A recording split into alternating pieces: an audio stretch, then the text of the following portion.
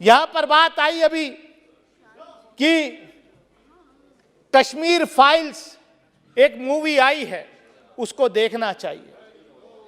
मैं कहना चाहता हूं माननीय सभापति महोदय, कश्मीर फाइल्स हो या गुजरात फाइल्स हो, कश्मीर फाइल्स पे या गुजरात फाइल्स पे मूवीज बना करके लोगों में नफरत का माहौल पैदा नहीं करना चाहिए।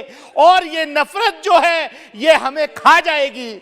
और ये देश में जो मेरी आपके माध्यम से मांग है कि ऐसी किसी भी मूवी पर, ऐसी किसी भी फिल्म के ऊपर जो है तत्काल बैन लगाया जाना चाहिए जो इस देश में नफरत की भावनाएं पैदा करती है, नफरत की भावनाएं फैलाती है। हम कब तक गुजरात फाइल्स याद करें, हम कब तक कश्मीर फाइल्स याद करें? हम जो है हमें देश को, एक नौजवानों को देश के निर्माण में लगाना है, हमें बांटने का काम नहीं करना है। हो सकता है ये नफरत फैला करके आपको कुछ पॉलिटिकल फायदा हो जाए, आपको जो राजनीतिक फायदा हो जाए, कश्मीर जलता रहे, जले आपसे, आपको जो है दूसरे प्रदेशों में फायदा हो जाए, लेकिन ये देश के लिए अच्छा नहीं है। हमारे देश का दुर्भाग्य है जी कि इतिहास को सही पर्सपेक्टिव में समय पर समाज के सामने रखना, इसमें किताबों का महत्व होता है, कविताओं का महत्व होता है, साहित्यों का महत्व होता है, वैसा फिल्म जगत का भी महत्व होता है। आजादी के बाद दुनिया के सामने महात्मा गांधी को सचमुच में सारी दुनिया मार्टिन लूथर किंग की बात करता है, सारी दुनिया नेल्सन मंडेला की बात करता है, लेकिन दुनिया गांधी की चर्चा बहुत कम करता है।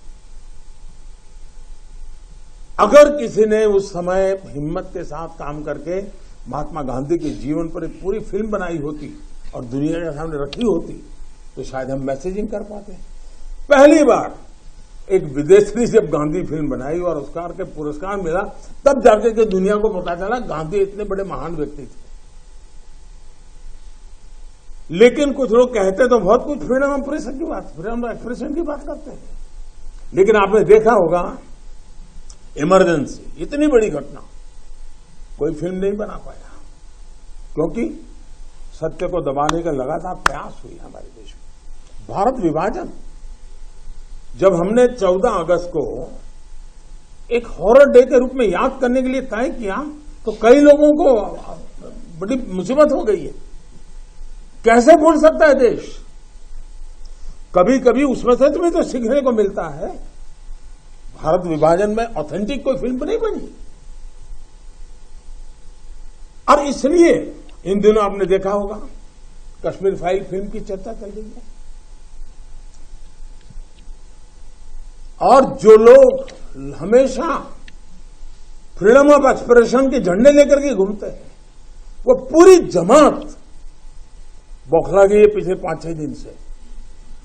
और ये फिल्म का तथ्यों के आधार पर, आर्ट के आधार पर उसकी विवेचना करने के बजाय उसको डिस्क्रेडिट करने के लिए बड़ा मुहिम चला है। आपने देखा होगा एक पूरी इकोसिस्टम, कोई सत्य उजागर करने का साहस करे, उसको जो सत्य लगा उसने प्रस्तुत करने की कोशिश की, लेकिन उस सत्य को न समझने की तैयारी, न स्वीकारने की तैयारी है, न ही दुनिया इसको देखे इसके लिए उनकी मंजूरी है।